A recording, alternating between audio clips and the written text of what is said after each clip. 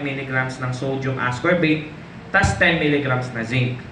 Okay, may tanong ba kayo? Okay, drops? Kung wala, ako na lang ang magtatanong. Ayaw niyo magtanong eh. Si B-Well's Kids Oral Drops. Sino mga BP2? Taas kamay. Taas. 5. Okay. Nakiklaim nyo ba na ang B-Well's Kids Oral Drops ay mas concentrated? O nagagamit nyo ba siya sa branch? Mas concentrated, highly concentrated ang B-Well's Kids Oral Drops compare kay syrup. Nagagamit nyo siya, hindi? Hindi.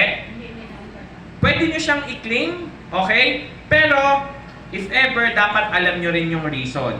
Okay? Yes, makikita nyo, parehas sila ng composition. Usually, dito nalilito yung customers. Ito, drops to. Nakita nyo, 112.5 mg siya na sodium ascorbate, 10 na zinc.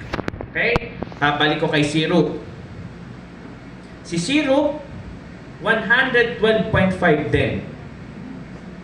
And then, 10 mg na zinc. Same lang. Okay? Parehas sila ng composition. Sir James, bakit nyo kiniklaim na highly concentrated si B-Well's Kids Oral Drops? Pwede nyo siyang i-claim dahil magkaiba sila ng formulation. Okay? Para mas maintindihan nyo, wala kasi akong packaging na dala ngayon. Pagbalik nyo sa branch, i-check nyo yung drops tsaka syrup. Yes, parehas po sila mommy, daddy ng composition. Yun na-explain nyo kay customer. Pero po, mas concentrated po si oral drops kasi po makikita nyo dun sa gilid ng box. Makikita nyo, kay syrup, B-Well's Kids syrup, ang nakalagay, each 5 ml or kada 5 ml, tsaka nila makukuha yung buong content netong product. Pero, kay B-Well's Kids Oral Drops, yung pang baby, 1 ml lang.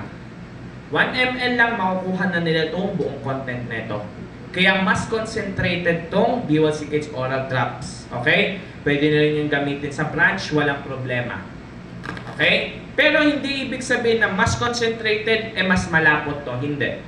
Sa viscosity or yung lapot, parehas lang sila. Pinagkaiba lang nila, formulation. Okay? Pwede nyo banggitin yon. Usually, mas na e-engganyo ang parents if ever nababanggit na highly concentrated or mas concentrated si drops. Pag kasi narinig yung mas concentrated para sa mga parents, mas effective, mas mabisa, etc. Ganon. So, pwede nyo siyang i-claim, walang problema kasi mabavalidate nyo siya sa formulation. So, check nyo na lang sa branch pagbalik ninyo. So, magkaiba sila ng formulation. Again, kay syrup, 5 ml ang kailangan para makuha tong buong content. Kay drops, 1 lang. Okay? Kaya mas concentrated to. And then, benefits, ganun pa rin, B-Well pa din, para sa mga baby lang.